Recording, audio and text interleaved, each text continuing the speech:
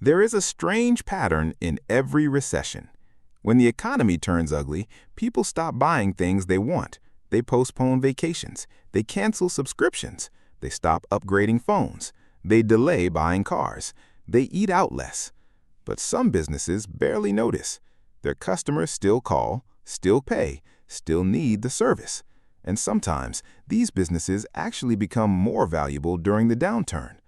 That sounds almost too simple. But here is the uncomfortable part. The businesses that survive recessions are often the exact businesses most people ignore when times are good. They're not chasing hype. They're not building the next revolutionary app. They're fixing pipes, cleaning buildings, moving bodies, repairing cars, taking care of the elderly, managing waste, and selling things people need whether the economy is booming or collapsing. So what makes these businesses different? And more importantly, what can we learn from them? Because the real lesson is not simply which businesses survive a recession, it is why they survive. And later, we'll get to the principle that connects almost all of them. Start with something simple.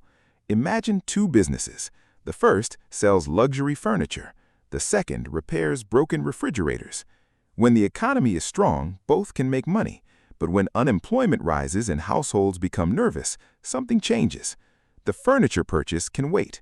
The broken refrigerator cannot. This is the first principle. Necessity beats desire. During a recession, consumers become extremely good at separating the two. They ask a brutal question: do I actually need this? And businesses that survive are usually selling something where the answer is yes. Think about plumbing. A leaking pipe does not care about interest rates. A blocked toilet does not care about inflation. A broken water heater does not wait for consumer confidence to recover. The customer may complain about the price, they may negotiate, they may even delay for a few days, but eventually somebody has to fix it. That creates something incredibly valuable in business, demand that is difficult to postpone. And that brings us to the second category, repair and maintenance. There's a reason repair businesses can be surprisingly resilient.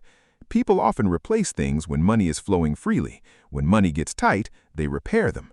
The broken washing machine that might have been replaced during a boom suddenly gets repaired. The old car that someone planned to upgrade gets another year of maintenance. The leaking roof gets patched instead of replaced. It's almost ironic. A weaker economy can actually create more demand for certain repair services because consumers start protecting the assets they already own. And this is where the financial principle of ownership becomes important. If millions of people already own homes, vehicles, appliances, commercial buildings, and equipment, someone has to maintain all of those assets. The asset creates a recurring economic need long after the original sale. The person who sells a machine might get paid once. The person who maintains that machine can get paid repeatedly. That's the difference between a transaction and a system. And almost nobody talks about this part. The most durable businesses often sit underneath other people's ownership. Cars need mechanics, buildings need cleaners, factories need maintenance, offices need security, homes need plumbers and electricians, businesses need accountants, and people need healthcare. Which brings us to another recession-resistant industry, healthcare and essential care. A recession can change what people buy. It does not magically eliminate illness. People still need medication, hospitals still need supplies, children still need care, older adults still need assistance, and families still face problems that cannot simply be postponed until GDP improves. This is why essential services can have something economists call relatively inelastic demand. The phrase sounds complicated. The idea isn't. If the price of something rises and people still have to buy it, demand is relatively inelastic. You can decide not to buy a new television. You cannot always decide to treat a serious medical problem. That difference matters enormously. Now consider another business most people overlook: waste management. It's one of the least glamorous industries imaginable. Nobody wakes up thinking, I want to build a billion-dollar trash company. But every day, households, restaurants, hospitals, offices, and factories create waste, boom or recession. The trash still arrives. Someone still has to collect it, someone still has to transport it, someone still has to process it. And that creates another powerful characteristic: recurring revenue.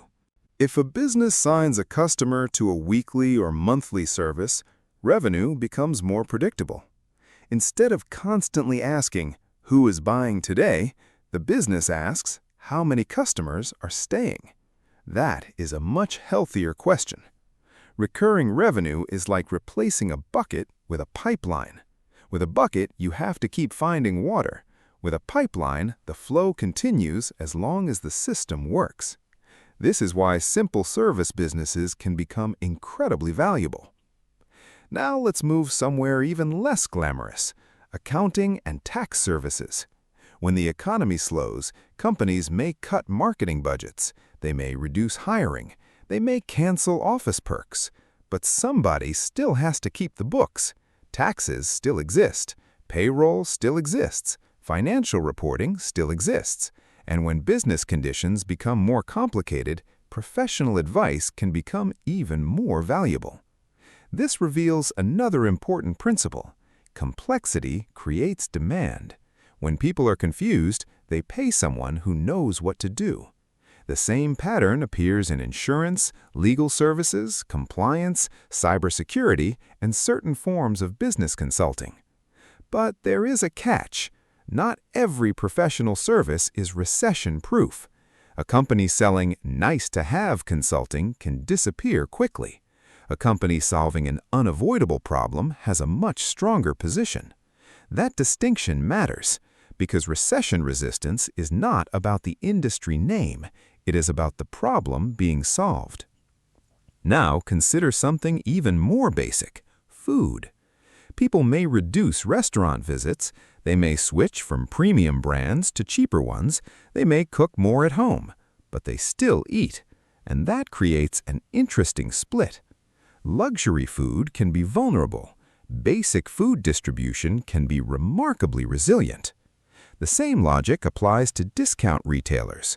When consumers become more price-sensitive, they start trading down.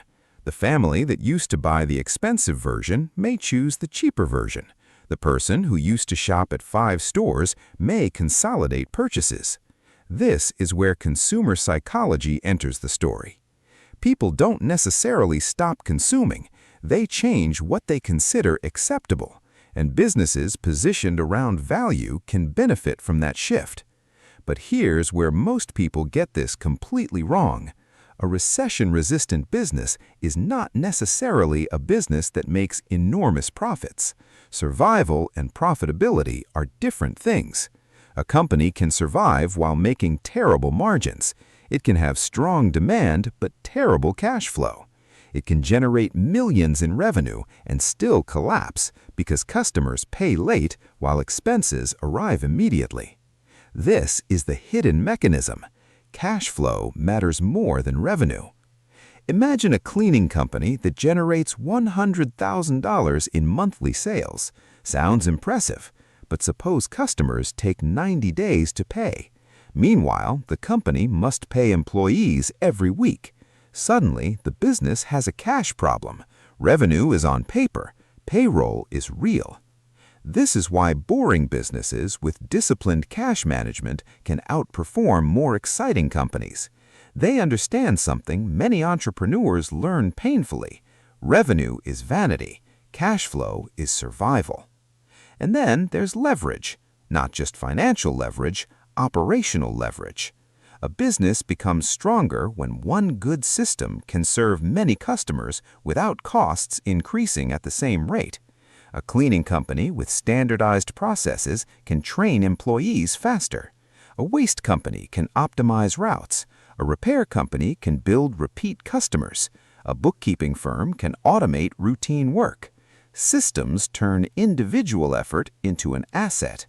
And that brings us to the final principle: distribution. You can have the best service in your city. If nobody knows you exist, it does not matter. During a recession, this becomes even more important. Customers become careful. They rely more heavily on trusted providers.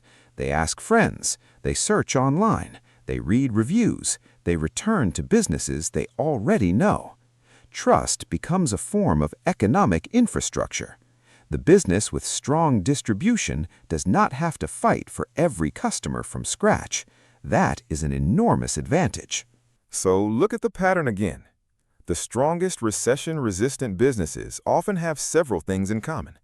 They solve necessary problems, their services are difficult to postpone, they benefit from existing assets, they generate repeat or recurring demand, they have manageable operating costs, they understand cash flow, they build systems, and they develop trust before the crisis arrives. None of this sounds particularly exciting. That's the point. The internet has trained us to look for businesses with explosive growth, artificial intelligence, fintech, crypto, apps, platforms, the next big thing. But economies are not built entirely on exciting things. They are built on millions of boring problems that need to be solved every single day. And recessions expose that reality. When easy money disappears, businesses are forced to answer one question: are we selling something people want or something people need? That distinction can determine whether a company struggles, survives, or grows. And there is another uncomfortable lesson. The best time to build a recession-resistant business is not necessarily during the recession. It is before it. Before customers become desperate, before competitors flood the market, before financing becomes expensive, before everyone suddenly discovers that boring businesses were actually valuable. The goal is not to predict the next recession. That is almost impossible. The goal is to build something that does not require perfect economic conditions to work. Because 5 years from now, 2 businesses could look back at this exact moment. One depended on consumers always having extra money. The other solved problems people could never completely stop having. One hoped the economy stayed strong. The other designed the business to survive when it didn't. The biggest lesson was never about plumbing, healthcare, accounting, repairs, or waste management. It was about understanding the pattern underneath them: necessity, recurring demand, cash flow, ownership, systems, trust. Those are not trendy business concepts. They are durable ones. So if you're looking for a business opportunity, don't start by asking what is hot. Ask a harder question. What problem will still exist when people become more careful with their money? Then look for the business sitting closest to that problem. Because the most powerful businesses are not always the ones people get excited about. Sometimes they are the ones people only notice when they stop working. If you enjoyed this breakdown, like the video, subscribe to the channel, and tell me in the comments, what boring business do you think could survive almost any recession? Because the next economic downturn may not create the winners. It may simply reveal who was already built to survive.